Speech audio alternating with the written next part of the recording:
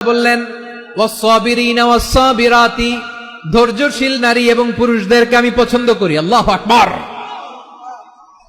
মুসলিমিনা মুসলিমাতি, মুমিনিনা মুমিনাতি, কানিতিনা কানিতাতি, সাদিকিনা সাদিকাতি।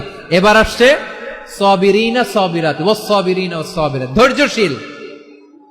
আমরা ধৈর্যশীল হতে চাই কি চাই না? আপনাদের ধৈর্য আছে? হ্যাঁ আছে? বিপদে ধৈর্য ধারণ করতে পারেন? আল্লাহ তাআলা তুমি আমার ভাইদেরকে ধৈর্য দাও, বলেন আমিন। ধৈর্য ধারণ করার শক্তি দাও গো মেহেরবান, আমায় দাও গো মেহেরবান, পড়েন আমিন। ধৈর্য ধারণ করার শক্তি দাও গো মেহেরবান, আমায় দাও গো মেহেরবান। বুকের ভেতর ব্যথার নদী বইছে অবিরাম, বইছে বইছে অবিরাম। সবাই পড়ুন, ধৈর্য ধারণ করার শক্তি দাও গো মেহেরবান, আমায় দাও গো মেহেরবান। ধৈর্য ধারণ করার শক্তি দাও গো মেহেরবান, আমায় দাও গো মেহেরবান। বুকের ভেতর ব্যথার নদী বইছে অবিরাম, পড়েন আমিন। তাহলে আল্লাহ তাআলা বললেন সাবিরিনা ওয়াস-সাবিরাতি, ধৈর্যশীল নারী এবং পুরুষকে আমি আল্লাহ বড্ড পছন্দ করি। ওয়াস্তাঈনু বিস-সাবরি ওয়াস-সালাহ ওয়া ইন্নাহা লাকাবীরাতুন ইল্লা আলাল খাশিঈন। আল্লাহ বলে যখন বিপদে পড়বা সালাত এবং সবর দিয়ে আমার কাছে সাহায্য চাইবা। বিপদ আসলেই রাহমাতাল লিল আলামিন জায়নামাজে দাঁড়ায় যেতেন। আমরা বিপদ আসলে কি করি?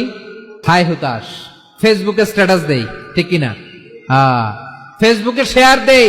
বিপদ আসলে বন্ধুর সাথে শেয়ার দেওয়ার আগে, নিজের স্ত্রীর সাথে শেয়ার দেওয়ার আগে, ফেসবুকে শেয়ার দেওয়ার আগে শেয়ার করব কার সাথে? আল্লাহর সাথে। কারণ আপনার বিপদ থেকে আপনার কেউ উদ্ধার করতে পারে না, একজন সত্তা ছাড়া। চিল্লায় বলতে হবে তিনি কে? সে আল্লাহ। বলেন গোলাম বিপদে ধৈর্য ধারণ করো। আল্লাহর হাবিবকে আল্লাহ সান্ত্বনা দিচ্ছেন, ওয়াসমির আলা মা ইয়াকুলুনা ওয়াহজুরহুম হাজরান জামিলা।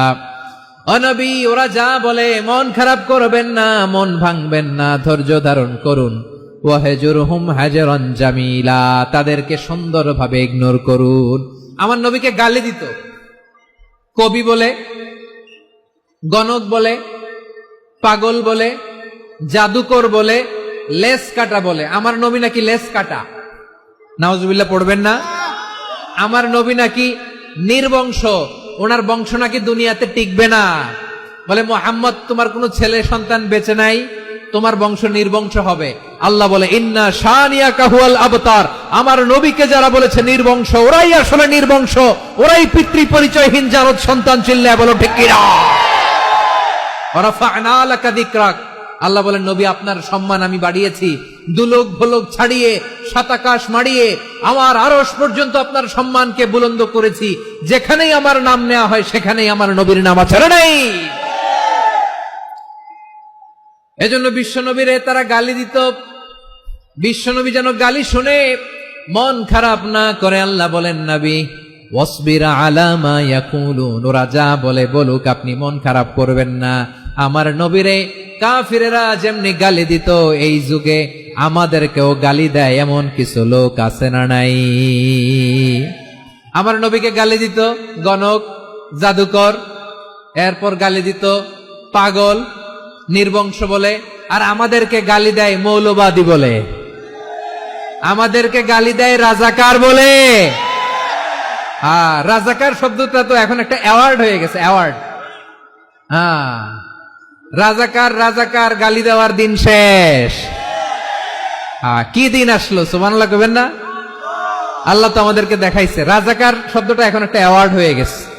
সুবহানাল্লাহ, সুবহানাল্লাহ। পরিস্থিতি পাল্টে দিতে আল্লাহর সময় লাগে না। চিল্লায় বলেন ঠিক কিনা? আমাদেরকে বলে মৌলবাদী। আমরা আসল কথা বলি, ভালো কথা বলি, দেশপ্রেমের কথা বলি, আমরা জনগণের কথা বলি, আমরা মা মাটি ও মানুষের কথা বলি, আমরা ইসলামের কথা বলি, আমরা দেশের সমৃদ্ধির কথা বলি, এজন্য আমাদেরকে বলে মৌলবাদ। আবার আমাদেরকে বলে ধর্ম ব্যবসায়ী। আছে না নাই? আমরা ধর্মের সত্য কথা প্রচার করি, যেটা দেশের ভালো, জনগণের ভালো, সেটা উপস্থাপন করি, আমাদেরকে বলে ধর্ম ব্যবসায়ী। আমার প্রিয় ভাইরা, যারা ইসলামের কথা বলে, যারা কোরআনের কথা বলে, এরা ধর্ম ব্যবসায়ী নয়।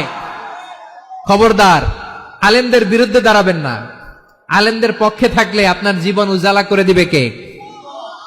কুন আলিমান আও মুতাআল্লিমান আও মুত্তাবিআন আও মুহিব্বান ওয়ালা তাকুনিল খামিস ফাতাহলিক।